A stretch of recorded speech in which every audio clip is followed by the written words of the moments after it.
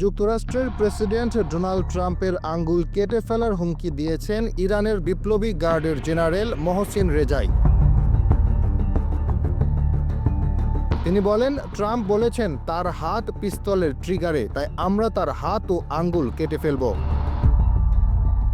তিনি আরো বলেন, যদি যুক্তরাষ্ট্র হামলা চালায়, ইরান তার লক্ষ্য পূরণ না করা পর্যন্ত কোনো যুদ্ধবিরতি মানবে না। জেনারেল রেজাই বলেন, যদি যুদ্ধ এগোতে থাকে, যুদ্ধবিরতি নিয়ে কোনো আলোচনা হবে না। ট্রাম্পকে উদ্দেশ্য করে তিনি বলেন, আমরা যা সংযম ও কৌশল দেখিয়েছি, আপনি তা উপেক্ষা করছেন। এখনই থামুন, পিছিয়ে যান, না হলে মধ্যপ্রাচ্যে আপনার কোনো ঘাঁটি নিরাপদ থাকবে না। এদিকে জানা গেছে, মধ্যপ্রাচ্যের উপসাগরীয় দেশগুলোর প্রচেষ্টায় ট্রাম্প ইরানে হামলার পরিকল্পনা স্থগিত রেখেছেন। পাকিস্তানে নিযুক্ত ইরানের রাষ্ট্রদূত জানিয়েছেন, ট্রাম্প নিজে ইরানকে বলেছেন যে তার কোনো হামলার পরিকল্পনা নেই। তবে ইরান সরকার ট্রাম্পের আশ্বাস বিশ্বাস করছে না, কারণ গত বছরের পারমাণবিক আলোচনা চলাকালীন সময়ে যুক্তরাষ্ট্র ও ইসরায়েল ইরানে হামলা চালিয়েছিল।